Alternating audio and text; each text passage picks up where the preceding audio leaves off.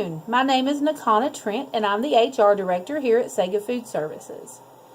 We have recently been faced with a grievance that was filed by one of our drivers that I wanted to discuss with you today.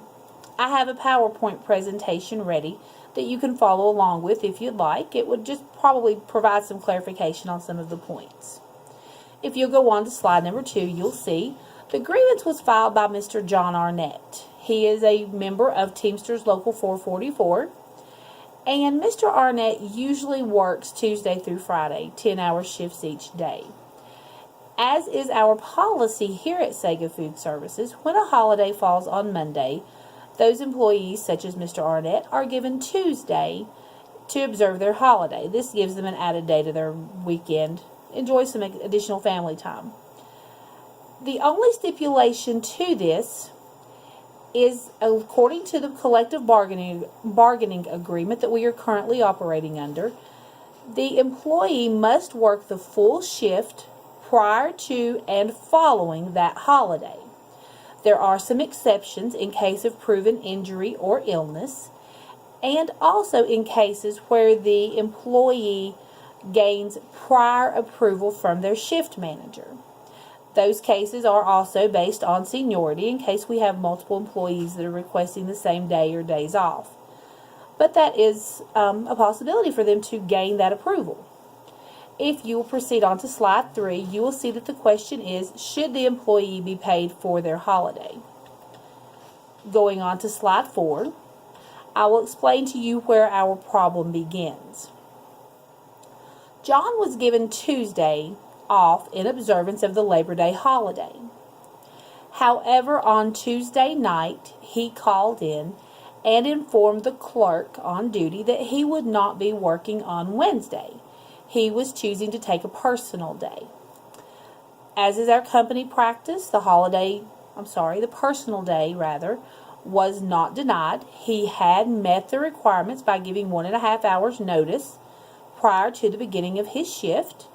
What he did fail to meet were the requirements for being paid for that holiday on Tuesday, the Labor Day holiday. Due to the collective bargaining agreement, he must work the shift before and after or gain prior approval. Therefore, as I said, he was not paid for that holiday. He felt that holiday pay was withheld unfairly. Therefore, he filed a grievance. If you would go to the next slide, I would like to stress that at Saga Food Services, we do take our obligation to our employees very seriously. That includes our obligation to abide by the contract that exists for our union employees. As a party to this contract, it is important for both sides to perform to the stipulations set forth in this contract. This is a legal and binding document that we must adhere to. At Saga Food Services, we have the utmost respect for the Teamsters, and we know that they too work to enforce the contract that has been negotiated and signed. Next slide, please. We make every effort to ensure that the policies are fair and are followed by all the employees in order to maintain a comfortable work environment.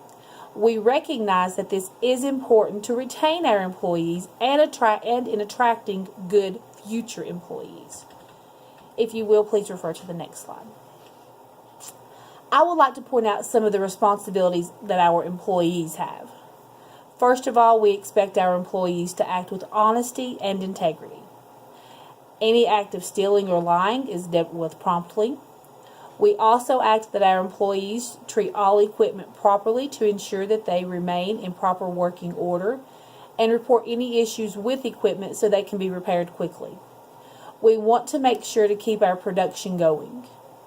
Also, our employees are expected to follow the rules and policies that we have. Those also include the provisions set forth in their contract. If you will go on to the next slide, please. And this is referring back to our initial problem, the reason that we're here today. Mr. Arnett filed a grievance after not being paid for his Labor Day holiday. This is because he failed to meet the requirements of the holiday pay when he did not work both the shift prior to and following that holiday, nor did he obtain prior approval for that time off. John did not miss due to injury or illness. He simply wanted to use his personal time, which was certainly totally within his rights to do so. However, his timing and his lack of planning means that his Tuesday shift was without pay as per the contract we are currently operating under. I understand his concerns regarding this. However, as I have already explained, it is very important that we abide by the policies and procedures set forth in our collective bargaining agreement. Should we not do so, this jeopardizes the integrity of our contract. I do appreciate your time and your attention today to this matter, and I hope that this can all be dealt with and settled in a manner that would meet everyone's approval. Thank you so much for your time.